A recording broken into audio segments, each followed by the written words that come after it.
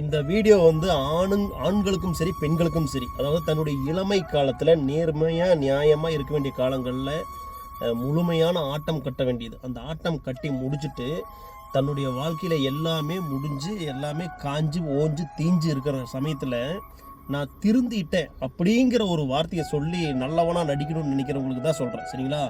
உங்களை மாதிரி கேடுகெட்ட மனிதர்கள் யாருமே இருக்க முடியாது. அதாவது ஒரு ஒரு ஒரு நதி வந்து ஒரு வழியாக போகுதுன்னா அந்த நதியை எப்படி மாற்றி விட முடியாதோ அதே மாதிரி தான் மனிதனுடைய புத்தியை வந்து மாற்ற முடியாது. அது போகிற வழி நேராக தான் போயிட்டு இருக்கும்.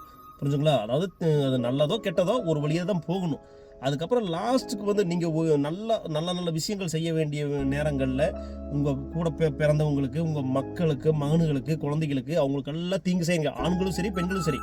அடுத்தவங்ககிட்ட போய் ஒரு பெண் தவறு செய்யும்போது அந்த பிள்ளையை பாதிக்கும். தேவிடியா பிள்ளைகள் அப்படின்னு சொல்லுவாங்க மக்கள். அதே மாதிரி ஒரு கணவனை வந்து நீ கையாளாகாத, உன் பொண்டாட்டி கண்டவங்கிட்ட போயிட்டான்னு சொல்லுவான்.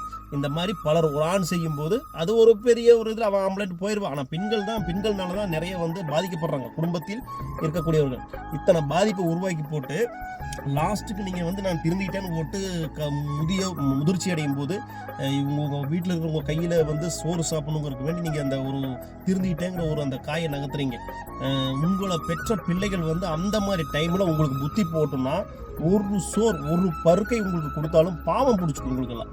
சரியா? உங்களுக்கு சோறு கொடுத்தா கொடுக்குறவங்களுக்கு பாவம் பிடிச்சிக்கும். அதனால் வந்து உங்களையெல்லாம் வந்து ஒரு நாய்க்கு கூரை கட்டுற மாதிரி கட்டி அந்த இதுக்குள்ளே போட்டு உங்களுக்கெல்லாம் கடைசி வரைக்கும் கஞ்சி ஊற்றணும்னா அது கஞ்சி வந்து நாய்க்கு வைக்கிற மாதிரி வைக்கணும். ஏன்னா உயிரோடு இருக்கும்போது நீங்கள் செஞ்ச பாவத்துக்கு அந்த மாதிரி பண்ணால் அவன் நல்ல பிள்ளை, நல்ல கணவன், நல்ல குடும்பம் அப்படின்னு பேர் எடுக்கும்.